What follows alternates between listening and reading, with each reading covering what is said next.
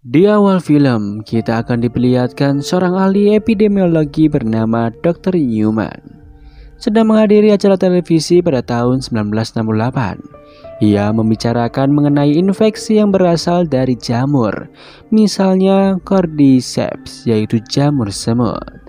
Jika seekor semut terinfeksi jamur itu, maka infeksi akan mengalir melalui peredaran darah sehingga bisa mengubah perilaku dan pikiran semut seperti dalang dalam boneka.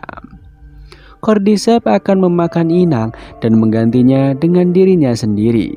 Jika Cordyceps telah mengendalikan pikiran dan otak manusia, maka tidak ada pengobatan untuk kasus tersebut dan manusia akan kalah.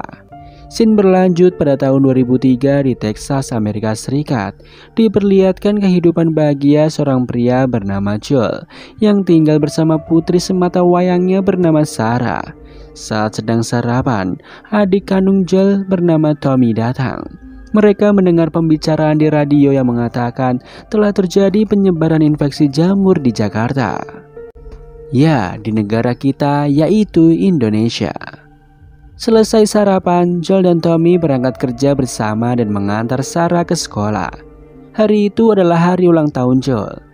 Sarah berniat memperbaiki jam tangan milik ayahnya yang sudah rusak sebagai hadiah ulang tahun. Saat keluar rumah, mereka disapa oleh tetangganya yang bernama Tuan Adler. Tuan Adler menyuruh Sarah mampir ke rumahnya agar istrinya senang. Sarah berjanji akan mampir sepulang sekolah. Joel, Sarah, dan Tommy berangkat menggunakan mobil. Sepulang sekolah, Sarah mampir ke toko reparasi jam untuk memperbaiki jam tangan Joel. Ia melihat banyak mobil polisi dan pemadam kebakaran berlalu lalang, tidak seperti biasanya. Tak lama kemudian, istri pemilik toko datang dan menutup tokonya lebih awal. Ia menyuruh Sarah pulang ke rumah. Beruntung, jam tangan Joel sudah selesai diperbaiki. Seperti janjinya, Sarah mampir terlebih dahulu ke rumah Nyonya Adler dan membuat biskuit bersama. Sarah melihat anjing peliharaan Nyonya Adler yang bernama Mercy sedang terdiam menatap ibu dari Nyonya Adler bernama Nana yang sedang duduk di kursi roda. Usia Nana sudah sangat tua dan menderita gangguan pendengaran. Sore harinya Sarah pulang ke rumah dan melihat beberapa helikopter melintas di udara. Malam harinya Joel sampai di rumah. Sarah segera memberikan jam tangan yang sudah diperbaiki sebagai hadiah ulang tahun ayahnya. Joel sangat senang. Untuk merayakan ulang tahun itu, Joel dan Sarah menonton film bersama. Pukul 11 malam, Joel mendapat telepon dari Tommy yang meminta untuk dibebaskan dari kantor polisi karena kasus pemukulan. Joel pun bergegas ke kantor polisi untuk menyelamatkan Tommy. Sebelum pergi, ia menggendong Sarah yang tertidur ke kamarnya. Pukul 2 pagi, Sarah terbangun saat mendengar suara helikopter berlalu lalang. Ia segera mencari ayahnya di lantai bawah, namun tidak menemukan siapapun. Ia mencoba menyalakan televisi. Siaran televisi pun berhenti dan terdapat himbauan agar warga tetap berada di dalam rumah. Tiba-tiba anjing Nyonya Adler yaitu Mercy mengetuk kaca pintu rumah Sarah. Ia tampak ketakutan dan sangat gelisah. Sarah berusaha untuk mengembalikannya ke rumah Nyonya Adler. Namun Mercy justru berlari menjauh. Sarah mencoba masuk ke rumah Nyonya Adler karena pintunya terbuka. Sarah sangat terkejut ketika melihat Tuan dan Nyonya Adler tewas berlumuran darah akibat digigit oleh anak-anak. Mulut Nana mengeluarkan jamur Cordyceps dan berperilaku layaknya zombie.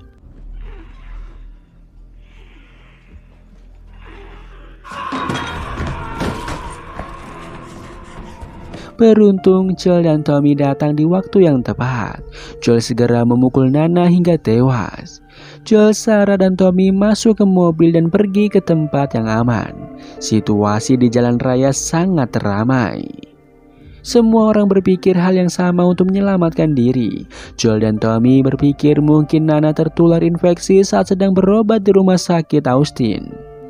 Tommy berusaha mencari jalan pintas. Sayangnya di perkotaan lain sudah dipenuhi manusia yang terinfeksi jamur dan saling membunuh satu sama lain.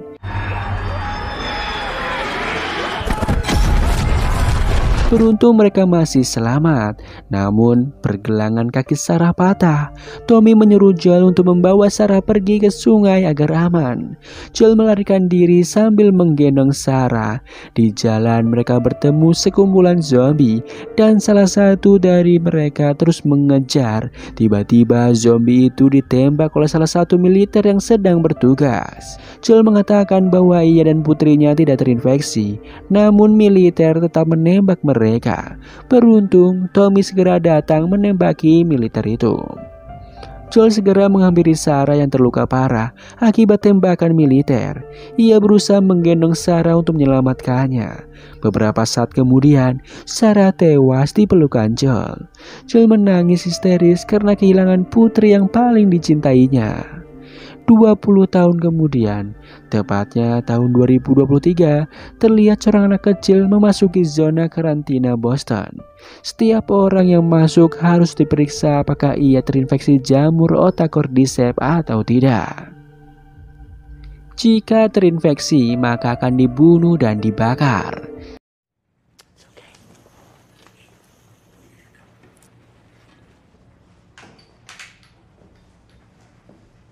Scene berlanjut ketika Joel sedang bekerja sebagai buruh pembakar korban yang terinfeksi.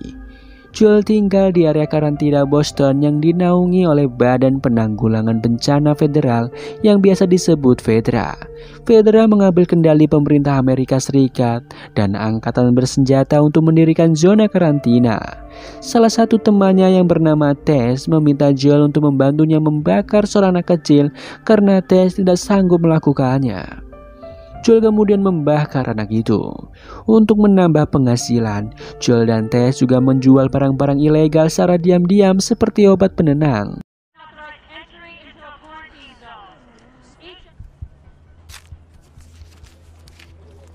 Oxy? Hydro. For the next few nights. Fucking Firefly's been blowing shit up all week. Siang harinya, Tess ditahan oleh Robert dan timnya. Robert telah menipu Tess karena menjual aki truk milik Tess dan Joel kepada orang lain. Di jalan, terdengar beberapa tembakan dari Firefly. Tess dituduh menjadi anggota Firefly. Firefly adalah sekelompok pemberontak yang bertentangan dengan Fedra. Di sisi lain, Joel masih mencari keberadaan adiknya yaitu Tommy yang menghilang. If Tommy responded, we'd know. And you're talking to the tower.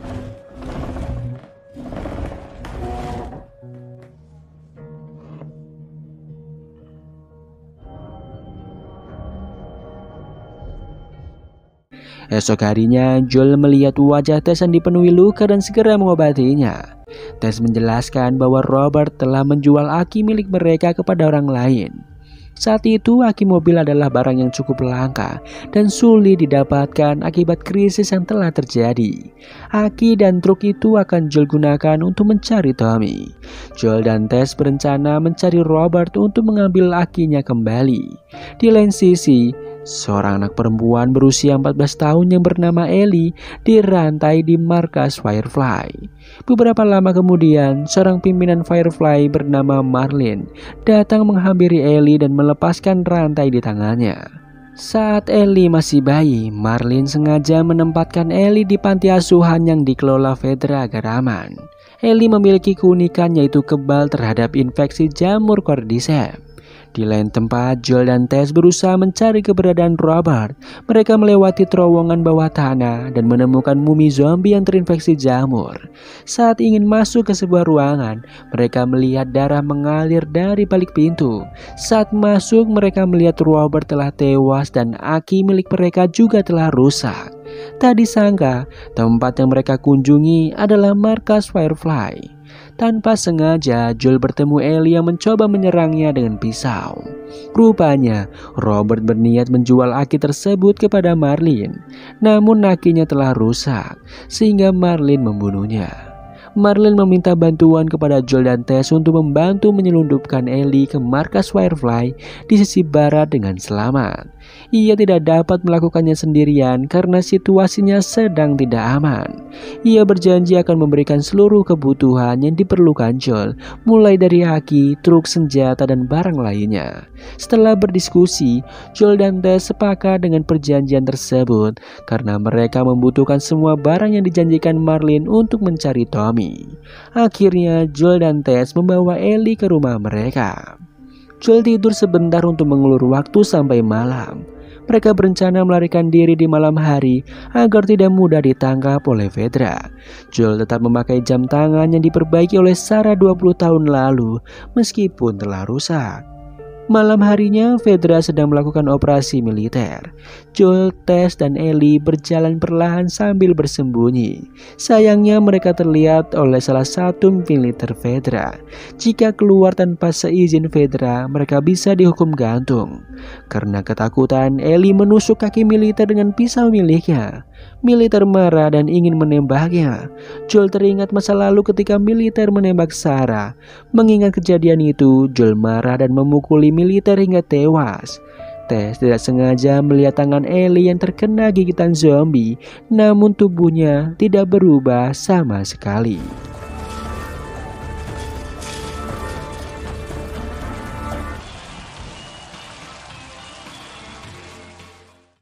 Adegan beralih ke masa lalu pada tahun 2003 di Jakarta, Indonesia.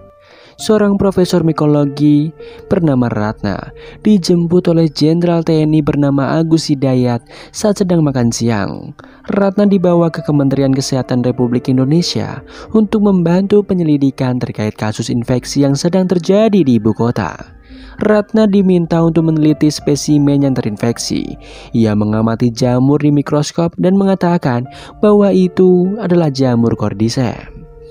Menurutnya Cordyceps tidak dapat bertahan hidup pada manusia. Namun Jenderal TNI tidak percaya. Ia meminta Ratna untuk ke ruang isolasi yang berisi spesimen wanita yang tewas dan terinfeksi. Jenderal TNI mengatakan bahwa wanita itu digigit oleh orang lain di bagian kakinya. Ratna mencoba merobek kulitnya dengan pisau, namun daging itu sudah berubah menjadi jamur. Kemudian ia mencoba menarik sesuatu dari dalam mulut wanita itu. Ia sangat terkejut ketika melihat mulutnya dipenuhi jamur Cordyceps yang masih aktif. Ratna ketakutan dan berlari keluar. Jenderal TNI mengatakan wanita itu ditangkap 30 jam yang lalu karena menggigit teman-temannya ketika sedang bekerja di pabrik tepung dan gabah. Wanita tersebut ditembak hingga tewas oleh polisi karena berusaha menyerang. Ratna mengatakan untuk jamur Cordyceps tidak ada obat dan vaksin. Salah satu cara menghentikannya adalah dengan melakukan pengeboman agar infeksi jamur tidak menyebar.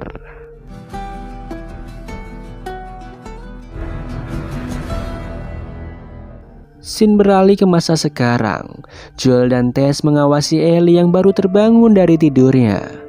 Mereka khawatir Ellie akan berubah menjadi zombie. Namun luka di tangan Ellie justru semakin membaik. Marlin sengaja menyembunyikan keunikan Ellie dari Joel dan Tess. Marlin menemukan Ellie ketika sudah tergigit zombie, kemudian mengurungnya di markas Firefly untuk melakukan pengujian setiap harinya agar Ellie berubah menjadi zombie atau tidak. Joel tetap khawatir jika suatu saat nanti Ellie akan berubah. Ia berencana mengembalikan Ellie kepada Marlin. Namun Tess mengatakan bahwa Ellie sepertinya akan baik-baik saja. Jika Ellie dikembalikan, mereka tidak dapat mendapatkan aki dan truk untuk mencari Tommy. Akhirnya Ellie mengatakan dengan jujur bahwa Marlin ingin membawanya ke markas barat Firefly untuk dijadikan vaksin Cordyceps karena tubuhnya kebal terhadap jamur. Setelah mendengar penjelasan itu, Joel dan Tess memutuskan untuk mengantar Ellie ke markas barat Firefly sesuai permintaan Marlin. Mereka pun melanjutkan perjalanan. Go straight. So, Long way or short way?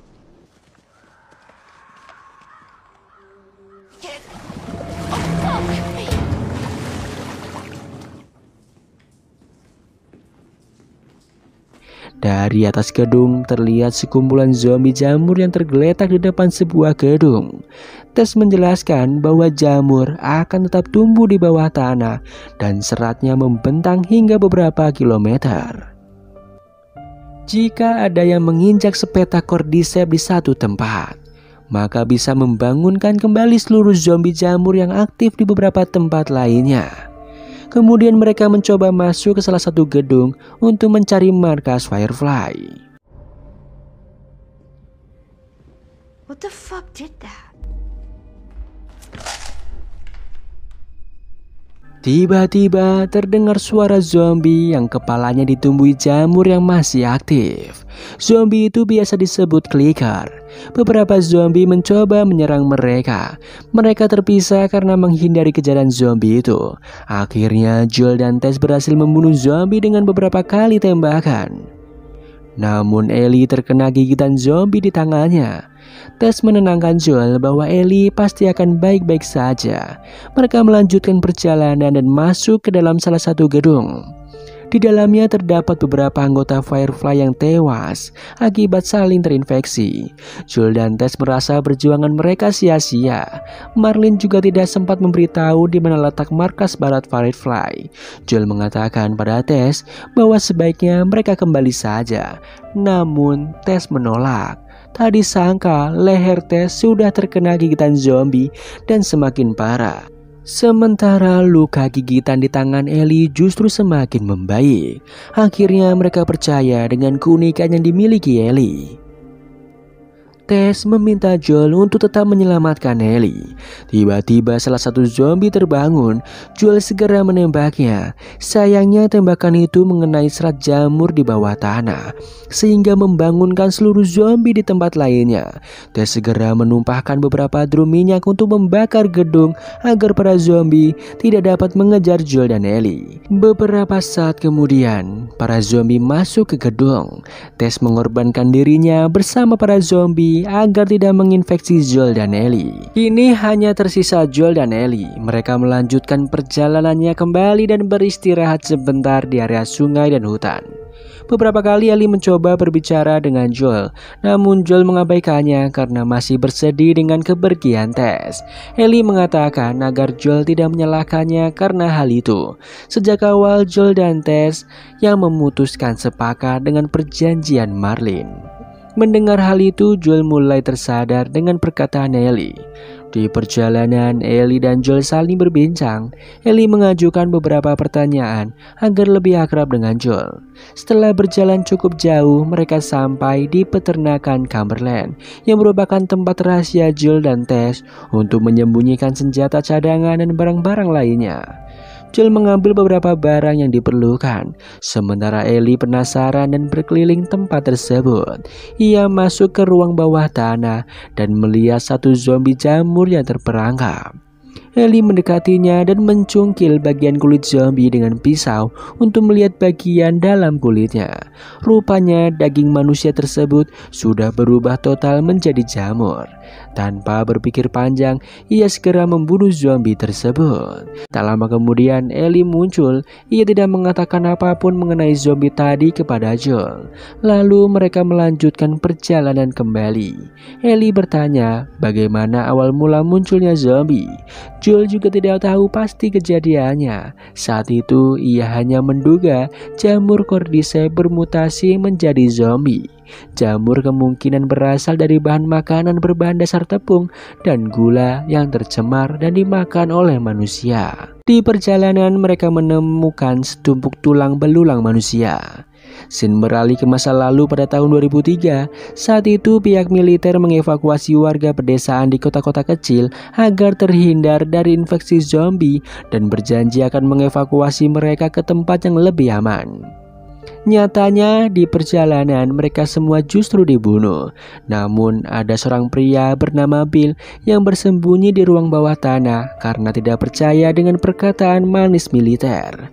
Setelah semua warga dan militer pergi, Bill keluar dari persembunyiannya.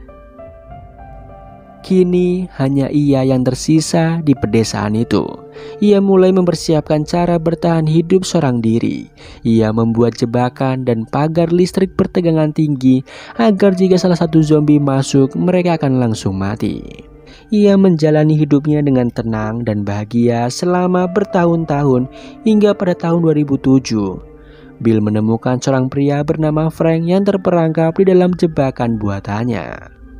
Awalnya Frank pergi bersama 10 orang temannya, namun hanya ia yang berhasil selamat.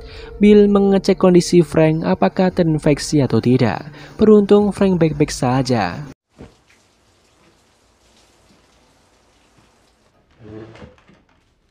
Our house, it's everything around us! Give me a fucking break. Oh. No friends to be had. I've actually been talking to a nice woman on the radio. Siang harinya tamu itu datang. Rupanya mereka adalah Joel dan Tess. Mereka berempat makan siang bersama. Semenjak pertemuan itu mereka menjalin persahabatan dan kerjasama untuk saling memenuhi kebutuhan hidup. Mereka berkomunikasi melalui kode radio. Joel mengatakan bahwa militer federal tidak akan mungkin datang ke tempat Bill. Ia memperingatkan Bill tentang kemungkinan penjarahan yang datang. Benar saja, 3 tahun kemudian pada tahun 2013 di malam hari, sekelompok penjara memasuki pagar jebakan Bill dan berniat mengambil barang-barang miliknya. Bill menembak mereka dengan pistol, namun perutnya juga terkena tembakan. Frank segera menolong Bill dan mengobatinya. Bertahun-tahun telah berlalu, hingga pada Agustus tahun 2023, Bill dan Frank menjadi sangat tua. Kondisi kesehatan Frank menurun, hingga ia harus duduk di kursi roda. Mereka tidak mungkin pergi ke dokter di luar sana karena cukup berbahaya. Frank memutuskan untuk meminum racun di akhir hidupnya.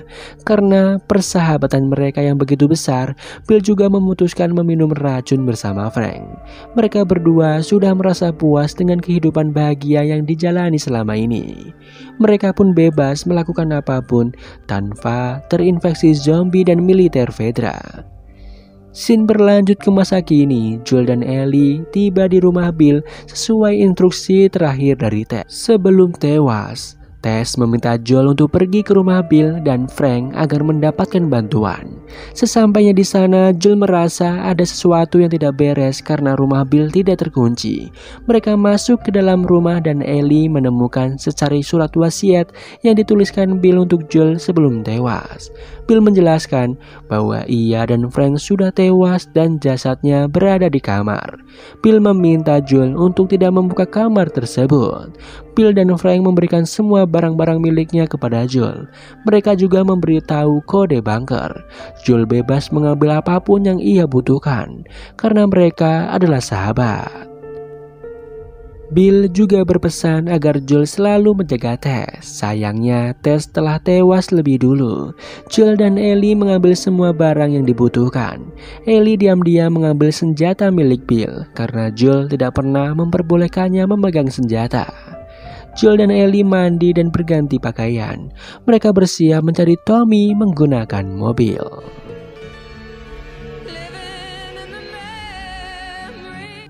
Adegan beralih ketika Ellie pergi ke kamar mandi untuk menunggu Joel yang sedang mengisi bahan bakar mobil. Ellie mencoba menggunakan pistol yang didapatkan dari rumah Bill. Ia memasukkannya kembali ke dalam tas agar tidak terlihat Joel. Setelah Joel selesai mengisi bahan bakar, mereka pun melanjutkan perjalanan. Sepanjang perjalanan, Ellie mencoba menghibur Joel dengan candaannya. Joel juga merasa terhibur dengan keberadaan Ellie. Setelah berkendara cukup jauh sampai sore hari, Joel melihat Ellie sudah kelelahan dan mengantuk. Ia pun memutuskan beristirahat di dalam hutan dan melanjutkan perjalanan esok hari. Sesampainya di sana, Joel memasak makanan untuk makan malam. Malam harinya, Ellie bertanya kepada Joel apakah mereka akan aman dari penjahat jika tidur di dalam hutan. Joel mengatakan semuanya akan aman agar Ellie bisa tidur tenang. Namun ia juga khawatir jika sesuatu terjadi saat ia tidur. Joel memutuskan berjaga semalaman sampai pagi hari untuk memastikan Ellie aman. Keesokan paginya, Joel membuat kopi agar tidak mengantuk saat berkendara dan kembali melanjutkan perjalanan. Ellie membaca peta, sementara Joel mengendarai mobil. Mereka ingin mencari Tommy di Wyoming. Ellie bertanya mengapa Joel dan Tommy terpisah. Joel menjelaskan bahwa Tommy adalah mantan anggota militer angkatan darat. Setelah wabah zombie terjadi, Tommy bertemu Marlin. Marlin membujuk Tommy untuk bergabung dengan Firefly. Terakhir kali Joel mendengar kabar bahwa Tommy sudah keluar dari Firefly. Oleh karena itu, sekarang Tommy sendirian di luar sana dan Joel berniat untuk menjemputnya. Di tengah perjalanan, Joel dan Ellie sampai di perkotaan. Mereka dihadang seorang pria yang meminta pertolongan. Joel mengabaikannya dan terus memacu mobil. Tak disangka mobil Joel ditembaki oleh sekelompok orang tak dikenal. Joel mencoba menembak balik perampok tersebut. Sayangnya Joel ingin dibunuh oleh seorang dari belakang. Ellie yang melihatnya segera menembak pria tersebut dengan pistol. Pria itu bernama Brian. Ia ketakutan karena takut dibunuh. Ia meminta maaf karena sudah berusaha membunuh Joel. Ia berjanji tidak akan mengadukan Joel dan Ellie kepada kelompoknya. Beberapa saat kemudian, Joel membunuh Brian. Setelah itu, Joel dan Ellie bersembunyi dan berpindah tempat. Beberapa lama kemudian, anggota tim Brian yang lain menemukan mayat Brian. Scene berlanjut ketika seorang wanita bernama Kathleen sedang menginterogasi seorang pria tua yang bernama Dr. Edelstein. Ia menanyakan keberadaan seorang pria bernama Henry yang menghilang. Namun dokter itu tidak ingin menjawabnya.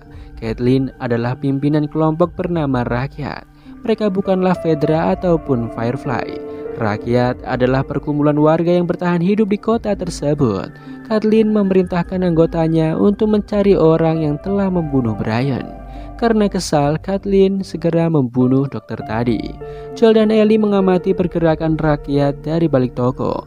Mereka berencana pergi ke gedung tinggi untuk bersembunyi. Joel mengatakan bahwa Ellie seharusnya tidak perlu menembak Brian karena ia masih anak-anak. Joel tidak ingin Ellie memiliki trauma masa kecil dan merasa bersalah karena sudah membunuh seseorang. Ellie mengatakan bahwa ia hanya ingin menyelamatkan Joel. Akhirnya Joel memutuskan untuk mengajari Ellie cara menggunakan pistol yang benar. Ellie merasa sangat senang karena sudah dipercaya menggunakan senjata. Kemudian mereka melanjutkan perjalanan ke gedung lainnya. Di sisi lain, Kathleen dan anggotanya sedang mencari dua orang bernama Henry dan Sam yang menghilang.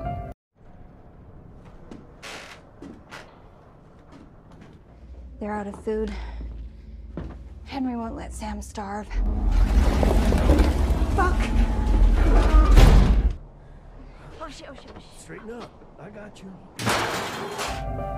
Malam harinya, Joel dan Ellie sampai di lantai atas sebuah gedung. Mereka bermalam di sana. Joel membuat jebakan dengan pecahan kaca agar tidak ada orang lain yang menyelinap masuk saat mereka tidur. Saat ingin tidur, Ellie menghibur Joel dengan leluconnya. Mereka berdua tertawa lepas, melupakan sejenak masalah yang sedang terjadi. Saat sedang tertidur, tiba-tiba mereka ingin ditembak oleh dua orang tak dikenal. Scene kembali ke 11 hari yang lalu saat perkumpulan anggota rakyat sedang melakukan aksi pemberontakan menolak Fedra di wilayah Kansas City. Mereka membunuh militer Fedra dan mengadili kolaborator yang bekerjasama dengannya. Kathleen dan rekannya yang bernama Perry mengumpulkan anggota kolaborator di dalam sebuah ruangan. Kolaborator memberikan informasi mengenai pemberontakan yang dilakukan rakyat agar bisa mendapatkan barang-barang yang mereka butuhkan. Kathleen menanyakan keberadaan Henry dan Sam. Awalnya mereka tidak ingin menjawab, namun Kathleen mengancam akan membunuh mereka semua. Dengan terpaksa, satu orang memberikan informasi mengenai Henry. Ia mengatakan bahwa Henry dan Sam bersembunyi bersama Dr. Edelstein di suatu tempat. Saat mendapatkan informasi tersebut, Kathleen memerintahkan pasukannya untuk mencari Henry, Sam, dan Edelstein ke seluruh tempat. Ia juga memerintahkan agar seluruh kolaborator tadi dibunuh karena mereka adalah pengkhianat. Di sisi lain, Henry, Sam, dan Edelstein sudah menemukan tempat untuk bersembunyi. Henry telah menyiapkan beberapa kaleng makanan yang cukup untuk 3 orang dan hanya dapat digunakan untuk bertahan hidup selama 11 hari. Henry mencoba menenangkan Sam yang ketakutan. Sam adalah adik Henry. Ia memiliki gangguan pendengaran. Oleh karena itu, Henry dan Sam berkomunikasi melalui bahasa isyarat dan sebuah buku. Sam suka sekali menggambar. 10 hari berlalu, kini hanya tersisa 1 kaleng makanan lagi. Sam lapar dan ingin membukanya. Henry mengatakan harus menunggu sampai Edelstein kembali. Namun sampai malam hari Edelstein tak kunjung kembali. Keesokan harinya Henry membangunkan Sam. Ia mengatakan mungkin Edelstein sudah tewas dibunuh oleh Kathleen dan tidak mungkin kembali. Henry mengajak Sam pergi mencari makanan karena stok makanan mereka sudah habis. Saat ingin pergi, dari kejauhan Henry melihat Joel dan Ellie berhasil membunuh Brian. Oleh karena itu, Henry memiliki rencana baru. Malam hari, Henry dan Sam menyelinap masuk ke persembunyian Joel dan Ellie yang sedang tertidur. Henry memperkenalkan diri pada Joel. Ia adalah orang paling dicari di Kansas City. Ia mengajak Joel dan Ellie bekerja sama untuk melarikan diri. Joel dan Ellie berbagi makanan kepada Henry dan Sam yang kelaparan. Keesokan harinya, Henry menjelaskan tentang denah wilayah Kansas City pada Joel. Di kota tersebut, orang-orang yang terinfeksi jamur cordyceps digiring oleh militer federal ke bawah tanah sejak 15 tahun lalu. Henry membutuhkan Joel dan Ellie karena mereka pandai menggunakan senjata. Joel dan Ellie juga setuju bekerjasama dengan Henry karena Henry memahami denah lokasi di sana, sehingga dapat mempermudah pelarian mereka. Kemudian mereka berempat mulai berjalan. Setelah berjalan cukup jauh, mereka beristirahat di ruang bawah tanah. Ellie terlihat sangat akrab dengan Sam. Henry mengatakan bahwa Sam menderita leukemia. Obat untuk menyembuhkannya hanya dimiliki oleh Fedra.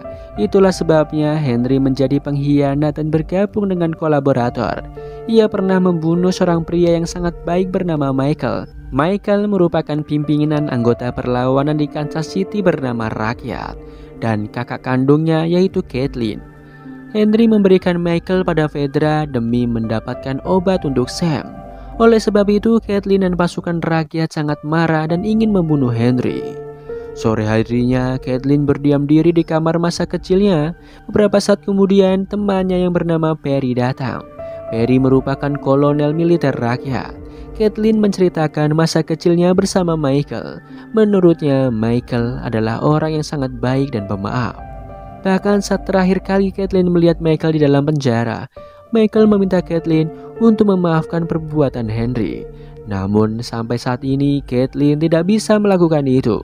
Perry juga mengatakan bahwa Michael adalah pimpinan yang luar biasa. Semua anggota rakyat sangat menyayanginya. Malam hari, Joel, Ellie, Henry, dan Sam kembali melanjutkan perjalanan dan berhasil keluar dari wilayah Kansas. Tiba-tiba terdengar suara tembakan dari atas gedung. Rupanya Kathleen juga telah memerintahkan seseorang untuk berjaga di pintu keluar Kansas. Mereka bersembunyi di balik mobil untuk menghindari tembakan. Joel memerintahkan Ellie, Henry, dan Sam tetap diam di balik mobil, sementara ia akan naik ke atas gedung untuk membunuh pelaku penembakan. Sesampainya di atas gedung, Joel melihat seorang pria tua bernama Anthony sedang memegang pistol. Ia meminta Anthony untuk berhenti menembak.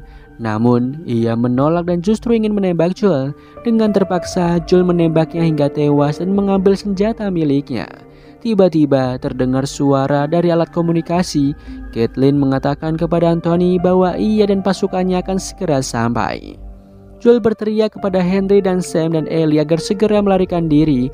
Namun sayangnya Kathleen dan pasukan rakyat sudah lebih dulu sampai. Joel mencoba menembaki beberapa truk. Salah satu truk berhasil terkena tembakan dan menabrak sebuah rumah.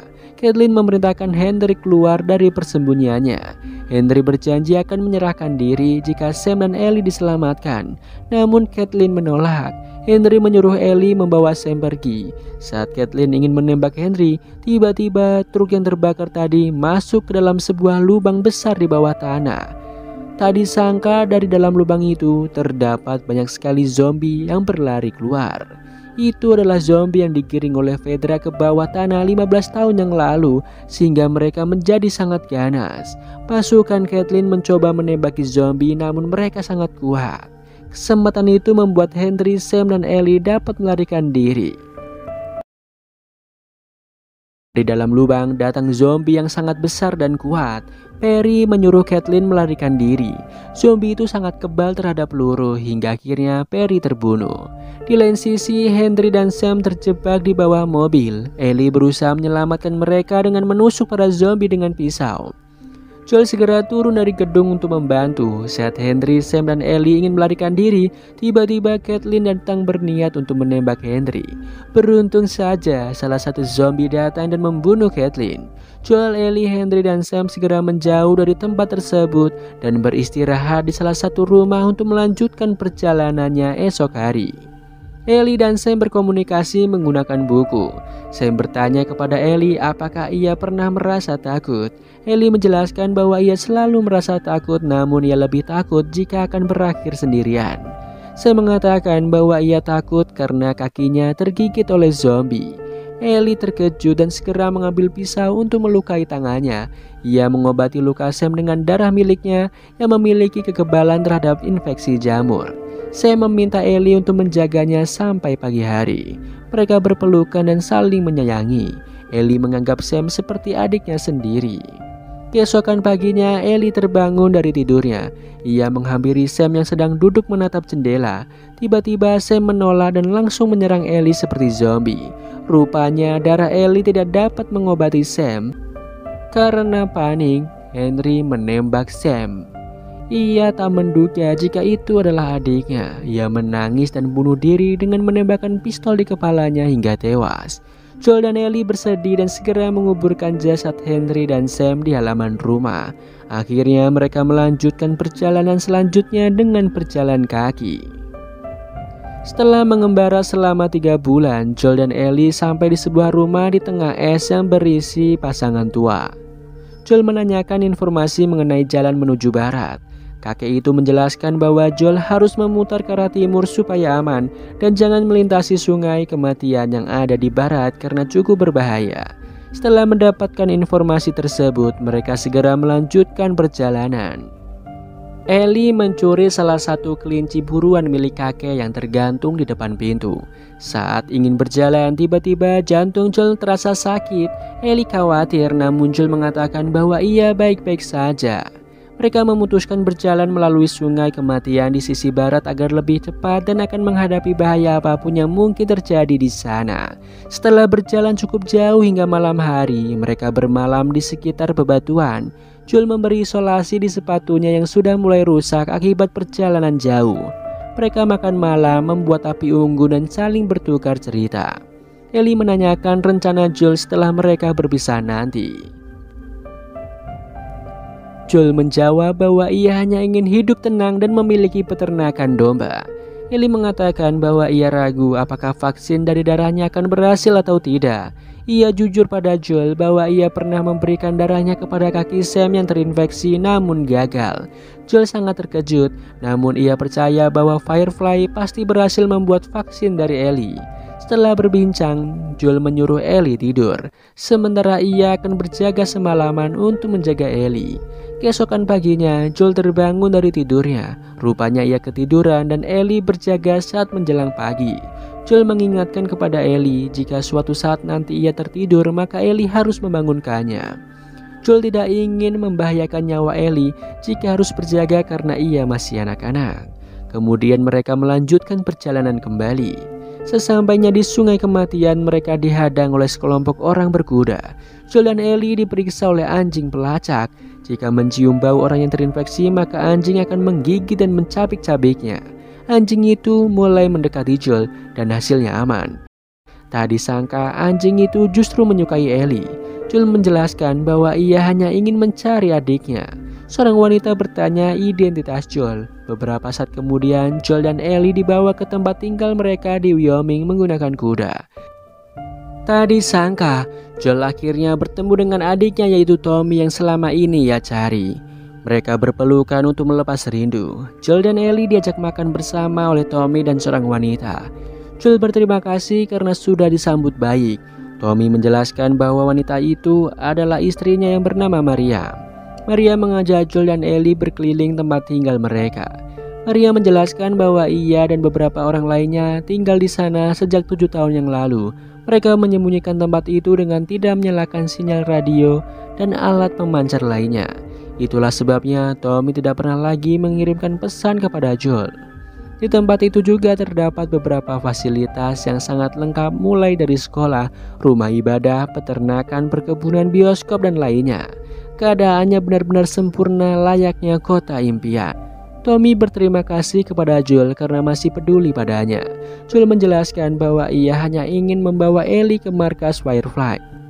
Tommy menjelaskan untuk sampai di sana sangatlah berbahaya karena banyak orang terinfeksi dan juga perampok.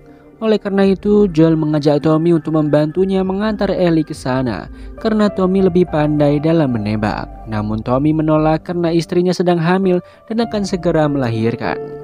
Tommy menjelaskan bahwa ia diselamatkan oleh Maria dan timnya saat keluar dari Firefly. Menurutnya, Maria dan timnya adalah orang yang baik dan sangat menjaga tempat tersebut dari dunia luar. Mendengar ucapan Tommy, Joel sangat kecewa. Ia merasa usahanya selama ini untuk mencari Tommy sia-sia. Ia marah dan pergi meninggalkan Tommy. Ia berencana untuk pergi besok pagi. Saat berjalan keluar, Joel kembali merasakan sakit pada jantungnya dan berhalusinasi melihat Sarah, putrinya yang telah tewas. Di sisi lain, Ellie diberikan sebuah kamar yang sangat indah oleh Maria. Maria mempersilahkan Ellie untuk membersihkan diri. Ellie diundang ke rumah Maria dan diberikan sebuah jaket baru. Maria juga memotong rambut Ellie yang berantakan. Ia terlihat sangat menyayangi Ellie. Maria menjelaskan bahwa sebelumnya ia adalah seorang jaksa. Ia dan Tommy pernah kehilangan seorang anak bernama Kevin. Oleh karena itu mereka sangat berhati-hati dalam kelahiran bayinya kali ini. Ia juga menjelaskan bahwa Joel memiliki seorang anak bernama Sarah. Ellie terkejut karena Joel sama sekali tidak pernah menceritakan hal itu kepadanya. Kemudian Maria mengajak Ellie menonton bioskop. Di sana Maria dan Tommy berbincang sebentar. Di sisi lain, Joel sedang berusaha memperbaiki sepatunya yang rusak. Beberapa saat kemudian Tommy datang dan memberikan sepatu baru untuknya. Ia juga meminta maaf kepada Joel atas perkataannya siang tadi. Tommy menjelaskan bahwa markas Firefly terletak di Universitas Colorado yang dapat ditembus selama seminggu dengan berkuda. Ia pernah mengirim beberapa anggotanya ke sana dan semuanya kembali dengan selamat. Akhirnya Joel menjelaskan keunikan tentang Ellie yang kebal terhadap infeksi, sehingga Ellie merupakan orang penting dan sangat dinantikan oleh anggota Firefly. Di sisi lain, Ellie keluar dari bioskop dan mencari Joel. Ia khawatir Joel akan meninggalkannya setelah menemukan Tommy. Joel menjelaskan bahwa Ellie seringkali menyelamatkan nyawanya meskipun usianya baru 14 tahun. Namun beberapa kali Joel merasa takut ketika ingin menyelamatkan Ellie. Misalnya ketika Ellie ingin diserang Sam dan anjing pelacak milik Maria. Jantung Joel juga sering berhenti jika ia merasa takut, mungkin karena usianya sudah tak lagi muda. Ia sering bermimpi mengecewakan Ellie dalam tidurnya. Ia meminta Tommy untuk membawa Ellie ke markas Firefly karena Tommy lebih muda dan kuat. Joel ingin Tommy merahasiakan hal itu kepada siapapun, termasuk Maria. Ia khawatir jika Maria dan timnya mengetahui Ellie terinfeksi, mereka akan menembaknya. Setelah berbicara dengan Tommy, Joel mengunjungi kamar Ellie. Sesampainya di sana, Ellie sedang duduk membaca buku. Tak disangka ia sudah mendengar pembicaraan Joel dan Tommy. Ellie sangat kecewa kepada Joel karena Joel meninggalkannya dan meminta Tommy untuk mengantarkannya ke markas Firefly. Ellie mengatakan bahwa ia tidak memiliki siapapun dan hanya memiliki Joel saat ini. Meskipun Joel bukanlah ayah kandungnya, ia sudah menganggap Joel seperti pelindung, dan Joel mengatakan Ellie akan lebih aman jika bersama Tommy. Namun Ellie justru merasa takut jika pergi bersama Tommy karena ia belum mengenalnya dengan baik. Joel tetap bersikeras untuk menitipkan Ellie kepada Tommy. Setelah itu Joel pergi ke kamarnya untuk beristirahat. Tiba-tiba ia teringat kenangan bersama Sarah. Keesokan paginya, Tommy datang ke kamar Ellie. Ia menepati janjinya kepada Joel untuk mengantarkan Ellie ke markas Firefly. Saat ingin mengambil kuda di kandang, mereka melihat Joel sudah berada di sana. Rupanya Joel berubah pikiran dan memutuskan untuk mengantarkan Ellie sendiri ke markas Firefly. Ellie sangat senang. Tommy mengucapkan salam perpisahan kepadanya. Ia berharap Joel dan Ellie akan kembali dengan selamat dan dapat tinggal bersamanya di Wyoming. Kemudian Joel dan Ellie melanjutkan perjalanan dengan berkuda. Joel juga mengajarkan Ellie cara menembak. Mereka saling berbincang sepanjang perjalanan. Joel sudah menganggap Ellie seperti anaknya sendiri. Setelah berkuda cukup jauh, akhirnya mereka sampai di Universitas Colorado. Mereka masuk, namun gedung itu sudah kosong dan tidak berpenghuni. Mereka hanya melihat beberapa ekor monyet dan peta milik Firefly. Rupanya markas Firefly telah berpindah ke suatu tempat yang memiliki fasilitas lebih baik. Tiba-tiba sekelompok orang bersenjata melintas. Joel dan Ellie segera keluar dari gedung. Saat ingin menaiki kuda, salah satu pria ingin menyerangnya. Dan Joel akhirnya berhasil membunuh pria itu. Namun perut Joel tertusuk tongkat kayu. Di tengah perjalanan, keadaan Joel semakin memburuk dan jatuh dari kuda. Ellie sangat takut kehilangan Joel.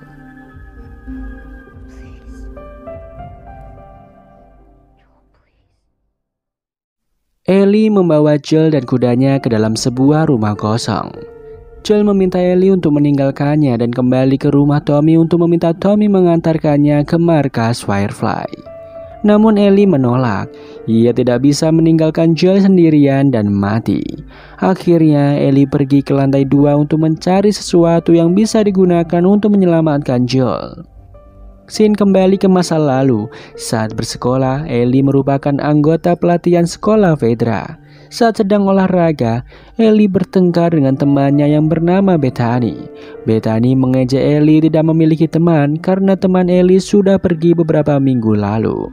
Ellie marah dan bertengkar dengan Bethany. Akhirnya Ellie dibawa ke ruang Kapten Kwong. Kapten Kwong adalah kapten Fedra yang menjalankan sekolah persiapan di zona karantina Boston. Ia mengatakan bahwa Bethany terluka parah. Ia memberikan 2 pilihan aturan kepada Ellie. Akhirnya Ellie memilih aturan yang kedua, yaitu ia harus mengikuti semua aturan yang ada di Fedra untuk bisa menjadi perwira.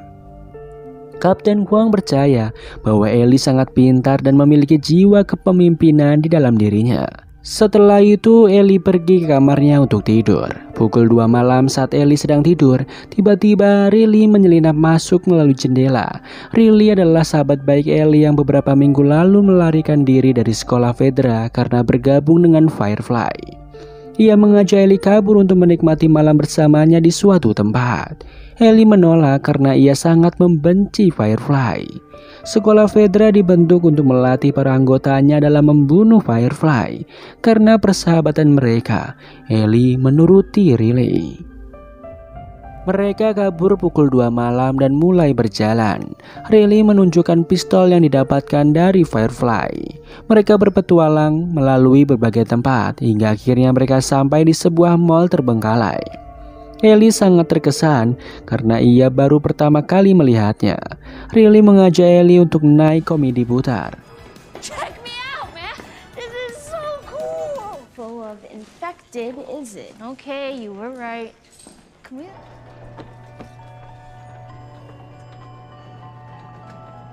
Riley menjelaskan bahwa di sekolah Fedra ia sering ditempatkan di tempat pembuangan kotoran dan limbah. Untuk itu Riley melarikan diri dari sana. Usianya masih 17 tahun, sementara Ellie baru 14 tahun. Riley mengajak Ellie memainkan beberapa wahana permainan yang ada di mall dan bersenang-senang. Saat mereka sedang bermain, mereka belum menyadari bahwa salah satu zombie jamur terbangun. Di restoran mall, Ellie menemukan bom rakitan yang dibuat Riley dan anggota Firefly lainnya untuk mengebom sekolah dan asrama Fedra. Ellie baru menyadari bahwa sebenarnya Riley tidak menemukan mall tersebut, namun ia sengaja ditempatkan di sana untuk menjaga barang-barang simpanan milik Firefly.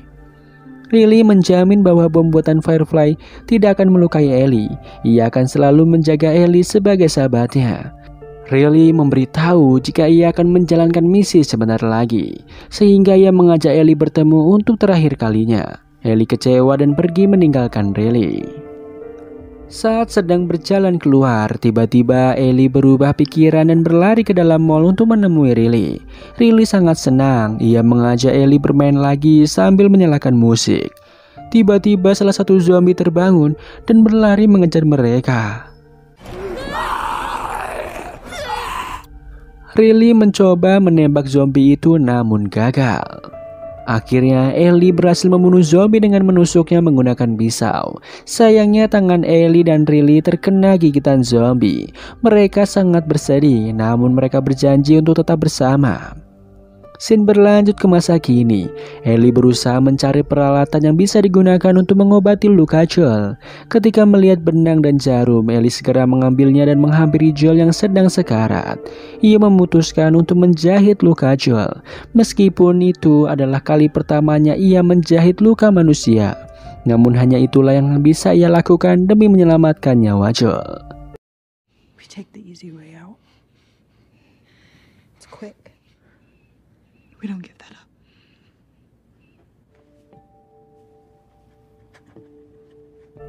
Scene berganti ketika seorang pendeta bernama David sedang memimpin doa di rumah ibadah. Para pengikutnya menyimak dengan khidmat. David menghampiri salah satu gadis bernama Hannah yang sedang menangis karena ayahnya telah meninggal. Ia bertanya pada David kapan jasad ayahnya bisa dikuburkan. Namun David menjawab tanahnya terlalu dingin untuk digali dan berjanji akan menguburkannya di musim semi. Kegiatan ibadah selesai, semua anggota keluar dari ruangan. David berbincang dengan anggota kepercayaannya bernama James dan mengajaknya berburu. Di lain sisi, Ellie sudah selesai menjahit luka Joel dan menutupinya dengan selimut berharap akan segera sembuh. Ellie memberikan beberapa tetes air pada mulut Joel agar tidak haus. Keesokan harinya, Ellie berburu hewan karena lapar. Ellie berhasil mendapatkan seekor rusa besar. Di sisi lain, David dan James sangat senang ketika melihat rusa yang telah mati. Mereka berniat untuk membawa rusa itu pergi. Ellie menyuruh David dan James untuk menjatuhkan senjata, karena itu adalah rusa hasil buruannya. David memperkenalkan dirinya dan mengatakan bahwa ia berasal dari kelompok besar yang terdiri dari wanita dan anak-anak. David berjanji membagi rusa menjadi 2 bagian, dan Ellie bebas meminta apapun darinya. Ellie setuju dan hanya meminta obat infeksi untuk luka Joel. David meminta James untuk kembali ke tempat tinggalnya dan mengambil obat-obatan. David mengajak Ellie mengobrol sambil menunggu James kembali. Ia menawarkan Ellie tinggal bersamanya, namun Ellie menolak. David bercerita bahwa di tempat tinggalnya ada seorang gadis yang kehilangan ayahnya bernama Alex. Ia mengatakan bahwa Alex dibunuh oleh seorang pria yang berpergian dengan anak kecil di Universitas Colorado. Rupanya pria yang tewas dan menusuk Joel dengan tongkat bernama Alex. Dari kejauhan, James datang dan mengarahkan pistol kepada Ellie. Namun David meminta James untuk tidak menembaknya dan membiarkan Ellie pergi. Ellie segera berlari menghampiri Joel. Ia benar-benar tidak mengetahui di mana ia harus menyuntikkan obat tersebut. Joel masih belum sadarkan diri. Ellie memutuskan untuk menyuntikkan obat itu langsung kepada luka Joel. Ellie bingung, ia mencoba berbaring di atas dada Joel untuk menenangkan diri dan berharap Joel akan segera sadar. Malam harinya, David dan James sampai di tempat tinggalnya dengan membawa rusa milik Ellie. Para pengikut David terdiam marah karena sudah mendengar kabar bahwa David berhasil menemukan pembunuh Alex, namun justru membebaskannya. David berjanji ia dan timnya akan mencari Ellie esok hari. Hannah mengatakan bahwa David harus segera membunuh Ellie dan Joel. Tak disangka David menampar Hannah. David selalu bersikap seolah-olah ia memiliki kemurahan hati terhadap semua manusia. Ia memimpin doa sebelum makan malam. Keesokan harinya, Ellie menyuntikkan kembali obat infeksi pada Joel. Kemudian ia memberi minum kuda dengan salju. Ketika sedang berkeliling, ia melihat David dan timnya sedang memburu Joel dan Ellie. Mendengar hal itu, Ellie segera berlari menghampiri Joel yang masih belum sadarkan diri. Ia berusaha membangunkan Joel dan memberikannya sebuah pisau. Mendengar suara Ellie, Joel mulai membuka matanya. Ellie menjelaskan bahwa ada sekelompok orang yang berniat menangkap mereka. Ellie akan berusaha menjauhkan mereka dari Joel, namun jika mereka sampai menemukan Joel, Ellie meminta Joel untuk membunuhnya dengan pisau. Ia meminta Joel untuk tidak tertidur dan tetap waspada. Ellie berusaha menutupi pintu dengan lemari agar mereka tidak dapat menemukan Joel yang masih terbaring. Ellie mengalihkan perhatian David dan timnya dengan menembakkan pistol. Namun Ellie masih anak-anak dan tidak mampu melawan mereka sendirian. James berniat menembak Ellie, namun David melarangnya. David membawa Ellie ke tempat tinggalnya. Ia memerintahkan timnya untuk mencari Joel ke setiap rumah dan membunuhnya. Kemudian salah satu tim David berhasil masuk ke tempat persembunyian Joel. Beruntung Joel sudah setengah sadar. Ia membuka matanya dan waspada seperti instruksi Ellie. Di sana Joel berhasil membunuh salah satu pria yang masuk. Ia pun bisa menangkap teman David yang bernama Timothy dan Macro. Joel menyiksa dan menginterogasi mereka untuk memberitahu lokasi Ellie ditahan. Mereka memberitahu lokasinya yang bernama Sangraloka. Kemudian Joel membunuh mereka hingga tewas. Why don't we just start with your name? Eat shit. You gotta face reality. Di sisi lain, Ellie mencoba membuka pintu penjara namun gagal. Tanpa sengaja ia melihat potongan telinga manusia. Rupanya itu adalah telinga milik Ellie yang dimutilasi oleh David. Beberapa saat kemudian, David masuk membawakan makanan untuk Ellie. David mengatakan bahwa makanan itu adalah daging rusa. Akhirnya Ellie baru mengetahui bahwa David sebenarnya adalah pemakan manusia atau kanibal. Ia membunuh manusia untuk dijadikan makanan yang akan dibagikan untuk para pengikutnya. Namun para pengikutnya tidak mengetahui perilaku kejam David. Hanya beberapa orang saja yang tahu, termasuk James. Selama ini para pengikutnya telah dibohongi, karena daging yang mereka makan sebenarnya bukanlah daging hewan. Selain itu, David juga merupakan seorang pemuja zombie. David mencoba menghipnotis pikiran Ellie dengan semua perkataannya. Perlahan Ellie mendekati David dan memegang tangannya. Beruntung Ellie adalah gadis yang pintar. Ia berpura-pura memegang tangan David agar bisa mematahkan jarinya dan mengambil kunci penjara. Namun David berhasil membenturkan kepala Ellie hingga berdarah. David kesakitan dan keluar dari ruangan. Di sisi lain, Joel berusaha sekuat tenaga untuk berjalan menuju Sangraloka meskipun keadaannya masih sangat lemah. Sesampainya di sana, ia mencari keberadaan Ellie dan masuk ke sebuah ruangan. Ia menemukan tas milik Ellie dan kuda yang telah tewas. Ia pergi ke ruangan lain. Tak disangka, Joel menemukan 3 jasad tubuh manusia yang sudah dikuliti tanpa kepala dan digantung. Benar seperti dugaan Ellie, David adalah pemakan manusia.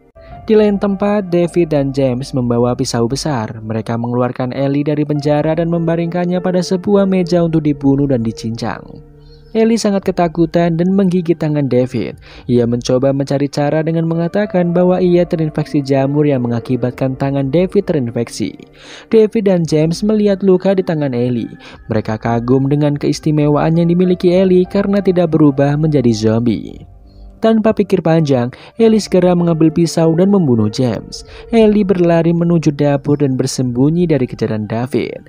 Ia melemparkan api sehingga perlahan membakar ruangan dapur. David terus berusaha mencari Ellie. Beberapa saat kemudian, David berhasil menemukan Ellie. Beruntung Ellie dapat mengambil pisau dan membunuh David. Ia sangat ketakutan dan trauma karena telah membunuh James dan David. Ia segera keluar dari dapur. Saat Ellie sedang berjalan, Joel datang menghampirinya. Ia segera menenangkan dan memeluk Ellie yang ketakutan. Mereka sangat senang dapat bertemu kembali. Joel memberikan jaket miliknya kepada Ellie. Kemudian Joel membawa Ellie pergi. Scene kembali ke 14 tahun yang lalu saat seorang wanita bernama Anna sedang berlari di dalam hutan dalam keadaan hamil besar. Ia masuk ke sebuah rumah untuk menghindar dari kejaran zombie. Ketika Anna ingin melahirkan, tiba-tiba zombie berhasil menemukannya dan menyerangnya. Anna berusaha membunuh zombie itu dengan menggunakan pisau hingga tewas. Beberapa saat kemudian, bayi yang dikandung Anna lahir. Bayi itu diberi nama Ellie.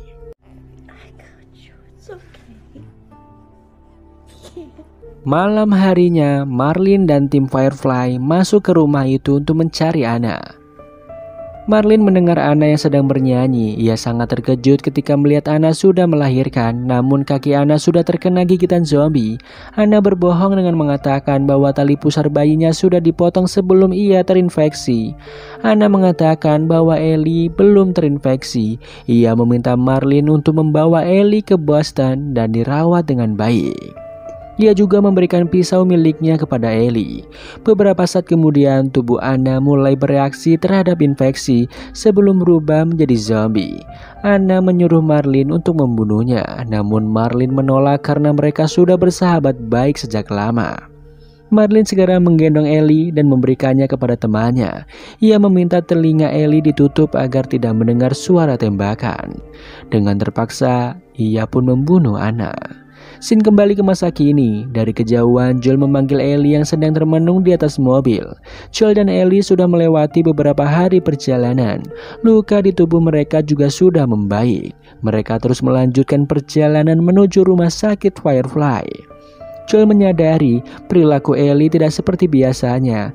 Ia terlihat sangat pendiam dan murung. Mungkin dikarenakan trauma yang sangat mendalam setelah semua yang terjadi di usianya yang masih anak-anak. Dari atas gedung, mereka melihat pemandangan yang sangat indah. Joel mencoba menghibur Ellie dengan mengajaknya bermain dengan jerapah. Ia sangat senang melihat Ellie kembali tertawa. Joel menyarankan untuk kembali ke tempat Tommy dan berhenti mencari markas Firefly. Joel takut jika Firefly melakukan sesuatu yang bisa membahayakan nyawa Ellie. Ellie sangat menghargai maksud baik Joel. Namun ia bersikeras untuk tetap pergi ke markas itu sesuai permintaan Marlin. Setelah semuanya selesai, Ellie berjanji akan selalu bersama Joel kemanapun ia pergi. Mendengar penjelasan itu, Joel sedikit lebih tenang. Di tengah perjalanan, Joel bercerita, sejak kehilangan putri semata wayangnya, ia tidak memiliki tujuan hidup dan pernah melakukan usaha bunuh diri, namun gagal. Di sini bagi Joel, Ellie adalah harapan dan semangat baru baginya untuk tetap melanjutkan hidup. Kemudian mereka melanjutkan perjalanan dan menghibur satu sama lain. Saat sedang berjalan, tiba-tiba sekelompok orang melemparkan peledak ke arah mereka. Joel berusaha melindungi Ellie, namun ia tak sadarkan diri karena kepalanya dipukul. Saat terbangun, Joel sudah berada di rumah sakit Firefly. Marlin meminta maaf karena timnya sudah memukul Joel. Joel bertanya keberadaan Ellie. Marlin menjelaskan bahwa Ellie baik-baik saja dan Ellie juga mencemaskan Joel. Marlin berterima kasih karena Joel sudah membawa Ellie dengan selamat. Joel bersikeras untuk bertemu Ellie. Marlin tidak mengizinkannya karena Ellie sedang disiapkan untuk operasi. Tim dokter Firefly menganggap cordyceps di tubuh Ellie sudah berkembang bersamanya sejak ia lahir, sehingga menjadi kebal. Untuk itu, dokter akan mengangkat sel cordyceps di tubuh Ellie untuk dijadikan vaksin bagi semua orang. Joel sangat terkejut karena sel cordyceps tumbuh di dalam otak manusia. Itu artinya jika Ellie menjalani operasi otak, maka akan sangat beresiko dan bisa membahayakan nyawanya. Marlin meminta timnya untuk membawa Joel pergi jauh agar tidak mengganggu operasi. Marlin juga tidak segan untuk membunuh Joel. Dengan terpaksa, Joel menuruti tim Firefly. Diam-diam, Joel melihat denah lokasi rumah sakit. Saat sedang menuruni tangga, Joel membunuh 2 anggota Firefly dan mengambil senjata mereka. Ia juga membunuh semua anggota Firefly yang ada. Akhirnya ia berhasil menemukan ruang bedah anak tersebut. Ia melihat Ellie sudah dibius dan tak sadarkan diri. Joel mengancam dokter untuk melepaskan Ellie, namun dokter itu menolak. Tanpa berpikir panjang, Joel menembaknya. Ia juga mengancam 2 perawat wanita untuk melepaskan semua alat yang dipasang Ellie. Akhirnya kedua perawat itu menurut. Joel membiarkan mereka selamat, kemudian ia menggendong Ellie dan membawanya keluar dari ruangan. Saat berada di parkiran, Marlin sudah bersiap menembak Joel. Ia bernegosiasi agar Joel melepaskan Ellie dan membiarkannya menjadi vaksin bagi semua orang. Joel mengatakan bahwa Ellie berhak menentukan keputusannya. Scene berlanjut ketika Joel berhasil membawa Ellie keluar dari wilayah Firefly menggunakan mobil. Ellie tersadar dari obat biusnya dan bertanya mengapa ia bisa bersama dengan Joel. Joel terpaksa berbohong dengan mengatakan bahwa anggota Firefly melakukan tes pada Ellie dan puluhan orang lain yang kebal. Para dokter tidak bisa membuat vaksinnya dan rumah sakit Firefly diserang oleh perampok sehingga banyak yang terluka. Ellie bertanya mengenai keadaan Marlin. Joel teringat kejadian sebelumnya. Ia terpaksa menembak Marlin hingga tewas agar ia tidak pernah bisa mengejar Ellie. Joel sangat menyayangi Ellie seperti putrinya sendiri. Ia khawatir jika dokter gagal melakukan operasi dan Ellie akan mati dengan sia-sia. Ia tidak ingin kehilangan Ellie, seperti saat ia kehilangan putri kandungnya, yaitu Sarah. Ia akan melakukan apapun untuk melindungi Ellie. Joel terus mengendarai mobil menuju Wyoming dan mendaki gunung. Joel akan membawa Ellie untuk tinggal bersamanya di tempat tinggal Tommy karena fasilitas dan keamanan yang lengkap. Sepanjang perjalanan, Joel menceritakan tentang masa lalunya bersama Sarah. Jika Sarah masih hidup, pasti ia akan sangat senang berteman dengan Ellie. Ellie juga menceritakan pengalaman masa lalunya ketika pertama kali digigit zombie di mall terbengkalai. Saat itu ia bersama sahabatnya, Riley, yang juga terinfeksi. Mereka berjanji untuk terus bersama, namun tiba-tiba Riley berubah menjadi zombie dan ingin menyerangnya. Dengan terpaksa, ia membunuh Riley. Itu adalah pertama kali dalam hidupnya ia membunuh seseorang. Ia sangat menyesal karena telah membunuh beberapa orang. Joel menenangkan Ellie bahwa itu semua bukan salahnya. Terkadang keadaan tidak sejalan dengan harapan kita. Ellie meminta Joel untuk bersumpah bahwa semua yang ia katakan tentang Firefly itu benar. Dengan terpaksa, Joel harus kembali berbohong agar Ellie bisa hidup dengan tenang. Ellie mempercayai perkataan Joel. Mereka pun melanjutkan perjalanan menuju tempat tinggal Tommy. Dan film pun selesai.